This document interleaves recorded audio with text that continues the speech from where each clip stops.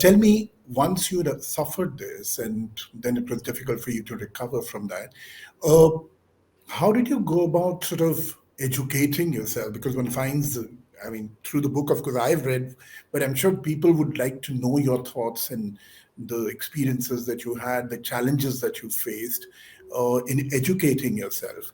And also, because I ask this question because I mean, for a lot of people with disabilities, uh, this parental and family sort of support is so crucial. It's crucial for everyone, but even Yes. more so, I guess, for people with disabilities. So, would you like to share how you educated yourself, the difficulties, the experiences, the challenges that you faced?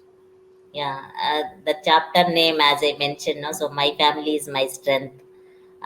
So though we were in village, and villages in those days particularly, how much importance was given to girls' education. So in spite of being there in such type of villages, luckily my father, he was a school headmaster. Definitely he encourages other children along with them. In our family also, all the girls, from our childhood, he used to tell us everyone should get educated and should get employment also. You should be on your own. That's what he had been telling us. And my mother also encouraged a lot. And in my case, the challenge is even going to school.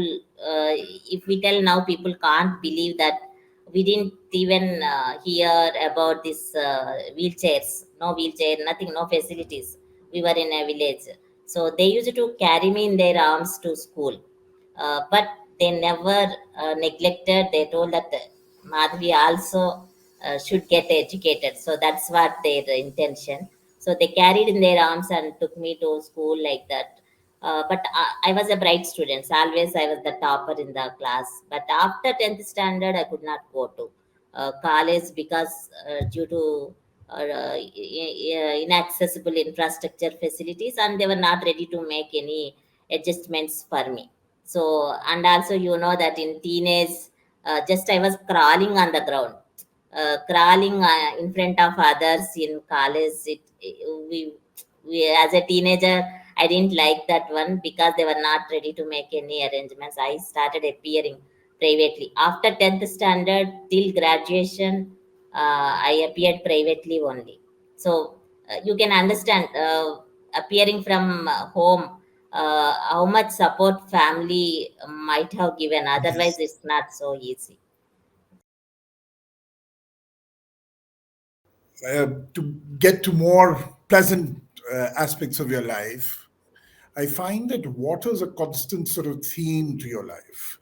And, it's reflected even in your book, the title itself, Swimming Against the Tide, and the picture that you've used of yourself swimming, uh, also hydrotherapy, etc. So tell us, how did swimming come about in your life? Was it something that you took to like a duck to water, or was it something which was, again, a difficult process and something that was required because of your situation at that moment in life? Yeah, I love water very much. You know that I wrote exclusively one chapter for my Yes, love on water. But I was yes, always kept away from water, thinking that for a person like me with severe disability, entering into water would be dangerous, life threatening, like that. But the more my family kept me away from water, the more I started loving that water. At okay. the age of yeah, so at the age of 37 years, I'm very active person. You know that I after studies I got job, and then I started riding a scooter, driving car. A very very active person, but no physical activity. Physically, I was not doing any exercises or anything. Because of that, my spine got compressed, and one lung fully covered, another lung partially covered. I didn't know all these things till I went to the doctor. I went to the doctor just with one complaint. I was not able to sit for even for 5 minutes with severe back pain and muscle weakness. So I went to the doctor. I'm working in a bank, and I had to sit for many hours. Naturally, all of us will sit, no? So I went to him just to make me to sit for more hours.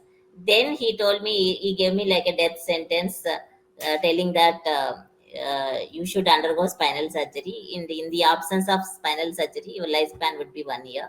Even that 1 year also, he told so many things. In 3 months, your breathing problem will be increased, and after that, digestive system will be collapsed. Like that, he gave so many things. So when we inquired about success chances of surgery, he told that it's minimal because of my age and that lungs compression in the lungs. So we finally we did lot of brainstorming. We were in distress. Finally, my parents told me, no, we didn't want to see you dying on operation bed. Uh, Let us try other things. So like in that process, we went to a physiotherapist, and he suggested hydrotherapy. So when he suggested, all my family members were shocked how she can enter into water like that. They thought, but Yes. the only person felt very very happy for the treatment. Then we he only took us to the swimming pool and showed us how to do exercises underwater. And so I didn't know at that time that is going to transform my life fully. And I realized after entering into the water, that's the best place for me, because water would take care of our weight. So the moment I entered into water, I got relief from pain because of sorry, water buoyancy, less weight on muscles and bones. So I Right. felt that relief immediately the moment I entered into the water. uh, then after that, so many things. Right today I can do like walking underwater, yoga I can do underwater, exercises, swimming, anyway. Aqua dance also I experimented. I will experiment Okay. anything if when I am underwater. So, how did this whole idea of turning into a sports champion sort of a thing, and how was that experience? Was it something that others suggested to you, or was it a natural progression once you got into the water? You wanted then to turn into a big national champion or No, try your that luck? when I entered into water for therapy purpose, I didn't even know that whether I would be able to swim or not. So I had so lot of hesitations to check with the coach. They may think, "What is this, madam? For you entering into it, water itself is great. Again, swimming." All these things I imagined in my brain. Nobody told me. So then after that, with great courage, I took, because this desire was not leaving me. That's why I checked with the coach, and then he told, "Sorry, madam, I didn't know how to train a person like that," because he never saw a person like me swimming. Then I only learnt, and all these things happened. Later, in my office, I saw one day about swimming competition, some corporate Olympiad related notification. Even today, I would get surprised that how did I get the idea to give my name to that competition? Because I never even didn't look into such type of notification sports related, because I was anyway I was not participating like that.